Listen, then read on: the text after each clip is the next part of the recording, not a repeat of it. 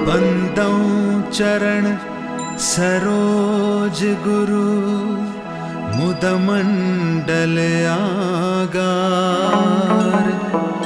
जहि सेवत नर होत हैं भवसागर के पार। अध्यात्म जगत में सतर्क किया है महापुरुषों ने। नितांत आपकी निंदा होगी। जीवन के पहलू को भी सोचें। जीवन के क्षेत्र में भी निंदा है। जो भी आपसे ईर्ष्या करता है, वो 3 तरह के हमले हैं। एक हमला है फिजिकली, एक है फाइनेंशियली, आर्थिक हमला, एक है मानसिक, मोरली अटैक। शत्रु, विरोधी हमेशा 3 तरह का वार करता है, शारीरिक, आर्थिक और मानसिक।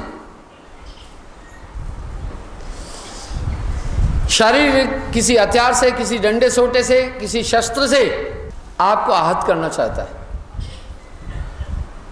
पर यह हमला दिखता है। हमला तो ये शरीर को क्षति पहुंचाता ही है, पर इससे बड़ा हमला है आर्थिक। नाकेबंदी करना, आर्थिक नुकसान पहुंचाना। ये फिजिकल हमले से भी तगड़ा होता है। तीसरा हमला है मानसिक, मोरल पर निंदा करके डिमोरलाइज करने के लिए, आपको और लोगों की दृष्टि में गिराने के लिए ये चीज होगी। शायद महापुरुषों पर ऐसे हमले बहुत तीव्र हुए।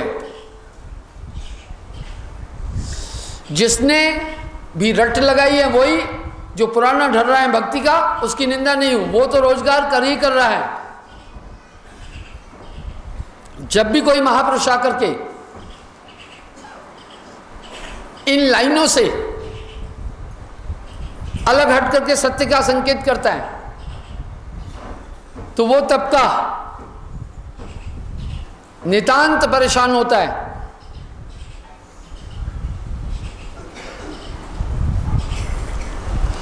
कि उनकी रोजी रोजगार पर असर पड़ता है। इसलिए वो किसी भी कीमत पर तीनों में से कोई भी हमला करके किसी भी महापुरुष को हटाना चाहते हैं। इतिहास इसका साक्षी है। शुक्रात को जिस समय मौत की सजा हुई, तो ये भी जो जजेस थे वो भी पाखंडी तबका था, धर्मावलंबी थे। न्यायाधीश भी वही थे, वकील भी वही थे। राजा बाध्य था, उनके निर्णय को फॉलो करना होता था, क्योंकि राजा भी डरते थे। वो कहते थे हम धर्म के अगुआ हैं, कहीं शराब दे देंगे, कहीं कुछ कर देंगे।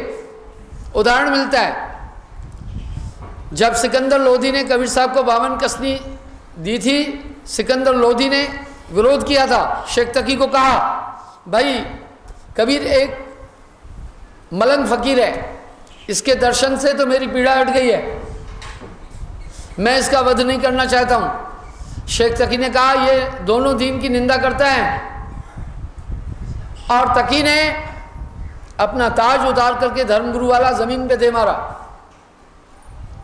सिकंदर को कहा तुझे शराब दूंगा। साहब ने देखा कि सिकंदर उपमपोह में है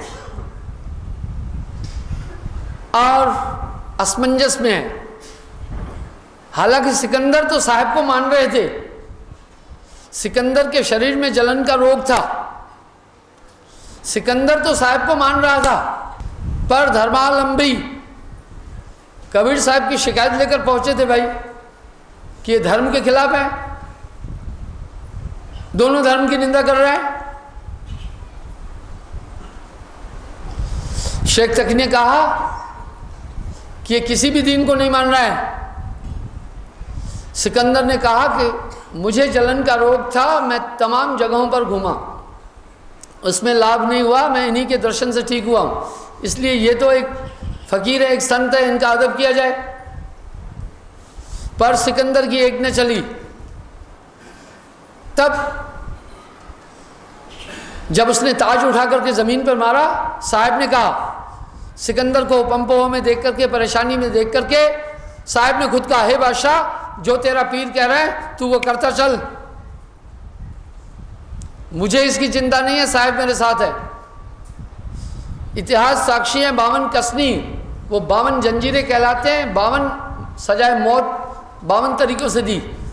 तेल में भिगवाया, पानी में डुबाया, कुएं में दबाया, भाले से प्रहार कराया, बंदूक से प्रहार कराया, कुएं में दबाया, पागल हाथी के सामने फेंका। पर साहब अध्यात्म शक्तियों से साहब का वो कुछ नहीं बिगाड़ पाए थे। तो ये नई चीजें नहीं है। शुक्रात को भी जब सजाए मौत दी गई तो कुछ जज विचार किए। वहां का राजा जानता था शुक्रात बेकसूर है, उसका कसूर ही क्या था? परमात्मा की स्थिति अपने अंदर बोल रहा था। कोई एक महापुरुष पोथी और किताबों का मोहताज थोड़ी होता है, उसके पास स्वयं ज्ञान की विशाल अनुभूतियां होती है। क्या वो पोथियों की निंदा कर रहे हैं क्या? नहीं, वो एक दायरा है। एक महापुरुष परम प्रकाशित हृदय का होता है। जो भी बात हम दिमाग से कर रहे हैं, दिमाग में तो बहुत ज़्यादा कपट है, छल है, चीट है। ये मनुष्य 4 अवस्थाओं में घूम रहा है। सुसुप्ति, स्वप्न, जागृत और तुरिया। इंसान 4 अवस्थाओं में घूम रहा है। सुसुप्ति अवस्था में वृक्ष आदि हैं। आप रात को देखना, ये सोते हैं, ये सुसुप्ति अवस्था में है। सहस्रण है, ज्योति चंद्र बसु को नोबेल पुरस्कार इसी शोध पर मिला था कि वृक्षों में जीवन है, अनुभव करते हैं, बातचीत करते हैं, सब इनमें जीवन है। वृक्षों पर बड़ा शोध किया था, प्रमाणित किया था। तो सुसुप्ति अवस्था में है और पशु स्वप्न अवस्था में है। मनुष्य जागृत में है, देवत्व तुरीयावस्था में है और योगेश्वर तुरीयातीत में है और संत तुरीयातीत के पार हैं। सोचें तो, तुरीयातीत ताह के पारा, विनती करे तह दास तुम्हारा। तुरीयातीत ताह के पारा,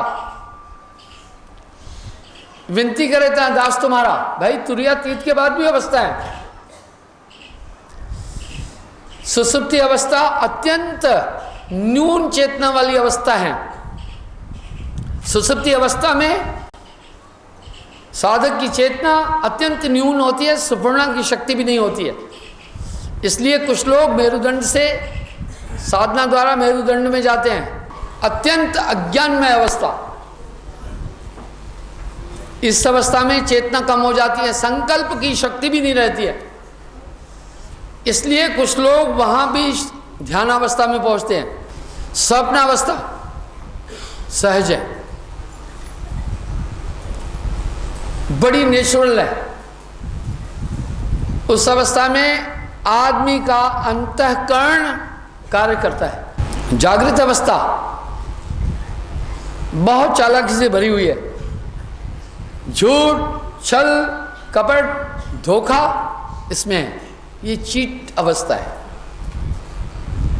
पर निद्रावस्था में अंतःकरण और हृदय काम करता है। इस अवस्था में मस्तिष्क काम करता है। तुरीयावस्था उत्तम है। तुरीयावस्था में अभी से चेतना 1000 गुना ज्यादा होती है। तुरीयावस्था में साधक का ध्यान सुषुम्ना नाड़ी के अंदर होता है।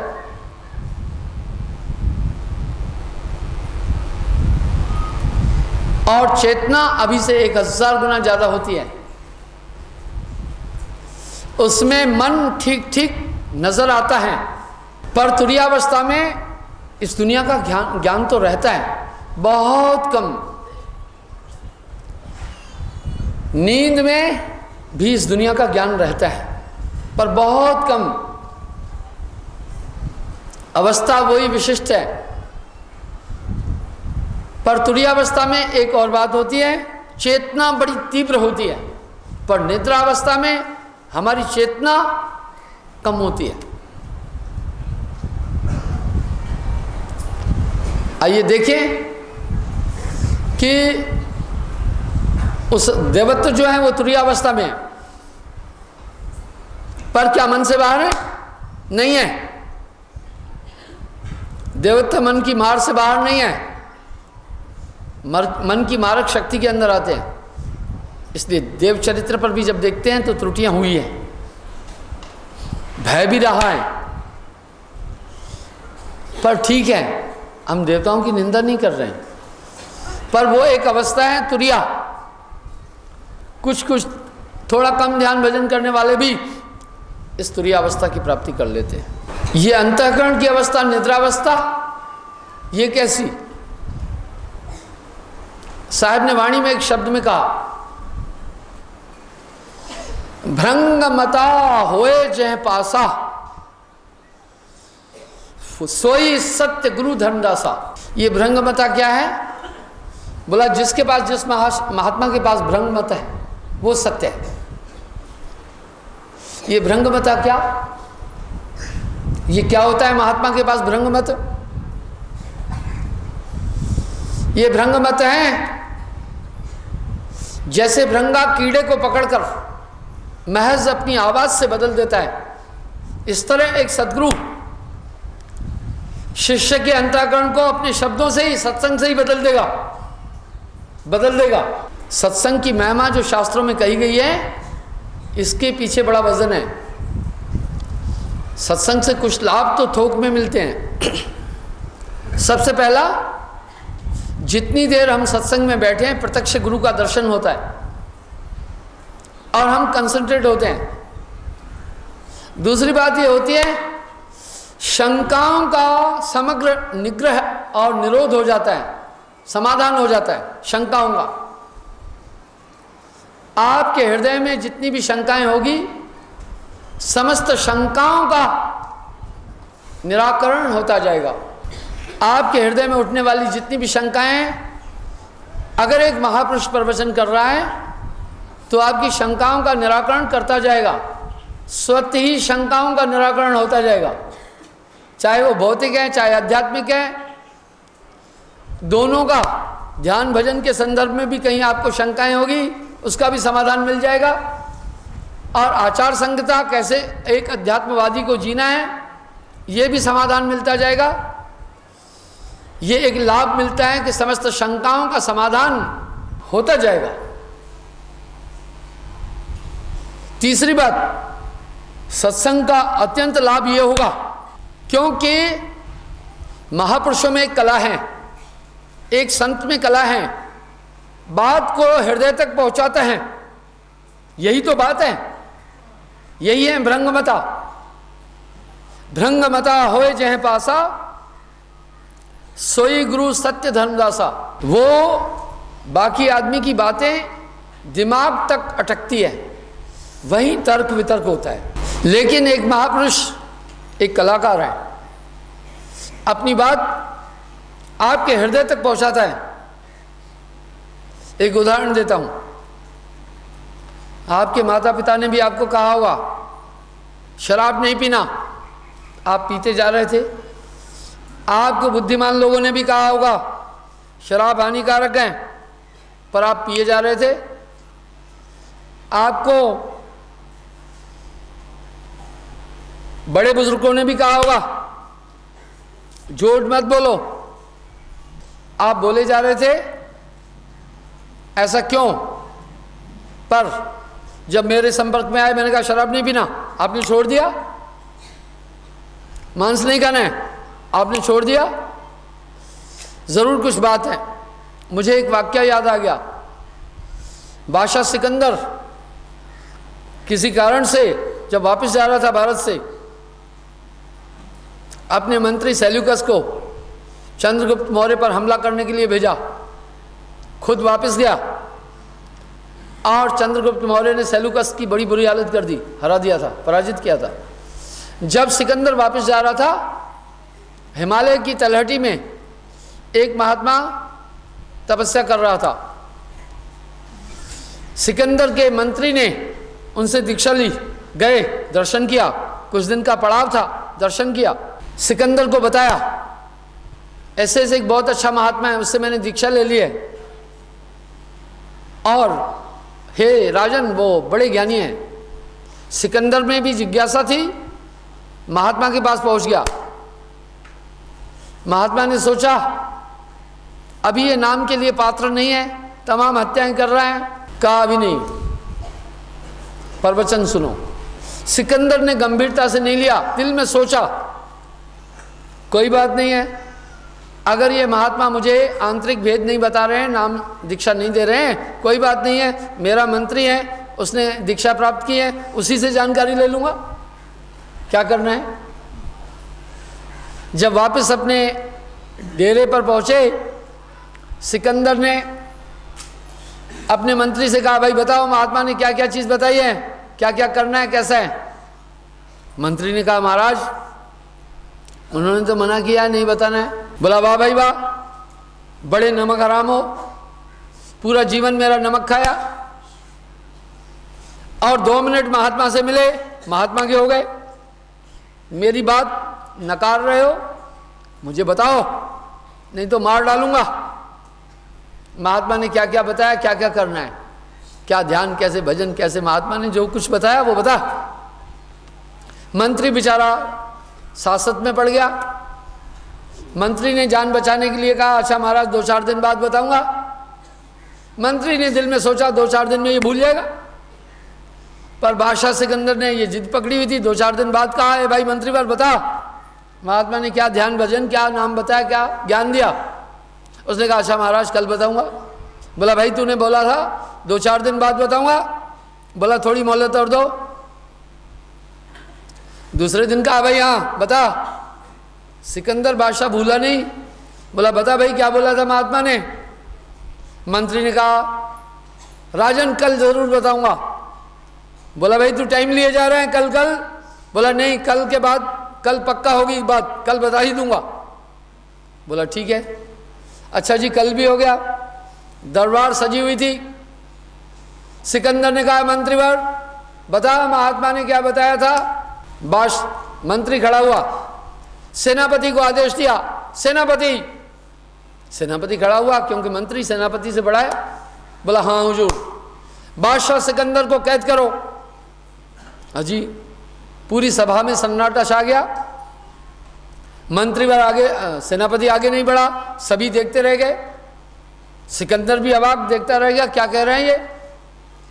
इतने में दोबारा फिर मंत्री ने कहा सेनापति।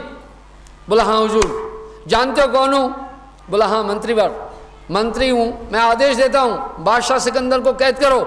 सद्गुरु नाम की महिमा से सब भव बंधन कट जाते हैं।